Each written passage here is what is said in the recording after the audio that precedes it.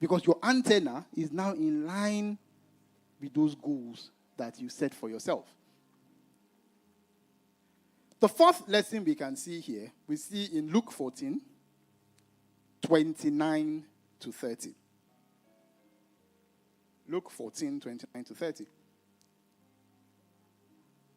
He says, lest after he has laid a foundation and is not able to finish it, all who see it, begin to mock him. Yes, 30. Saying, this man began to build and was not able to finish. Which is, in this person's case, he had people that would hold him accountable. Which were the laughers, Abi. So his motivation was not so, even if he got tired of building the tower, the fact that people would see that tower that he did not finish and start laughing became a motivation for him to finish. So the fourth lesson is find people who can hold you accountable to the goals. Because there will be times you want to stop. There will be times you want to stop. And it's easier to stop goals that nobody knows. Nobody who knows that. So I was listening to a testimony in someone was sharing his testimony in 1925 church on Sunday. So I wanted to be there and he was talking about how he started this program and he was going to stop. He just wanted to give up on the program. And he said, nobody could send me to come and do the program. So I'm going to pack my things and go home. Then he got a call from home. And his mom said, oh, I'm so proud of you that you started this journey, this. So that became the reason that he continued. And he graduated last week from the program. If there was nobody to hold him accountable, he would just pack his bag and be going home. Huh? And like we heard in that, we say, devil won. But it wasn't really the devil. It was just that they had nobody to hold you accountable. To say, this is the goal that you set. So find people you can share with. If it's your spouse, say, okay, these are the goals I've set for myself. Then you exchange the goals and say, this is my goal, these are my goals. Because if there are no people who can hold you accountable that you can review with, you are very likely at the first sign of adversity to drop the goals. How many people have finished some certain projects? Not because you wanted to finish, but because you told somebody and the person was always asking you. To just see you and say, hey, how far with that thing? Every time they see you, how far? It's well. I'm thinking, who even sent me to tell you about this thing?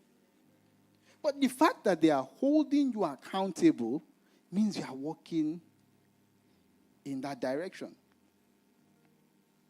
So build a culture of accountability. Have people that can hold you accountable. That can say to you, this direction that you are going in. Or that you can even discuss what you are doing towards your goal. So if you run a business, for instance, look for people that can hold you accountable in terms of what you are doing in the business. That's why they have things like board of directors. You know, in businesses, it's usually the owner of the business that appointed the board, that gathered the people that are directors. You went to call them and say, okay, come and do the director of my company. And then they tell you, you cannot do this. You cannot do it like this, you will do it like this. You cannot. It's not me that brought you here. No. They are there to hold you accountable. So in the same thing, friends. You've got friends, iron sharpens iron. So a man sharpens the countenance of his friend. So they sit together and be able to review, how are you doing with this thing? Sometimes they're the ones who will tell you, you said you would do this thing this year. Oh. I've been seeing you with chocolate. Oh.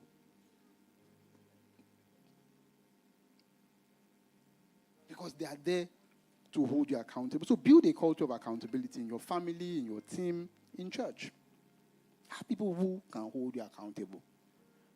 That's the purpose of friendship. In fact, there are many times where you start setting journeys with other people simply so that they can drag you along. There will be seasons where you are the ones dragging them. There will be seasons where they are the ones dragging you. Yeah, that's how there will be seasons. So there are seasons where they are energized, they are pumped up, let's go.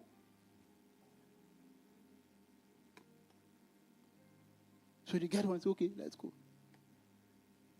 So I've got this friend that we go out and we play a sport together. So we call ourselves. Do you want to go? There are times when he calls and says, let's go. I don't want to go. But when he calls, let's go. Let's go. Okay, let's go.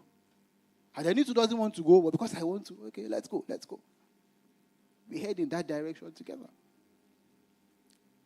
So have people who can hold you accountable to the goals. Share the goals. Tell people who would, you can find people in church. Tell them the goals. Person sitting beside you.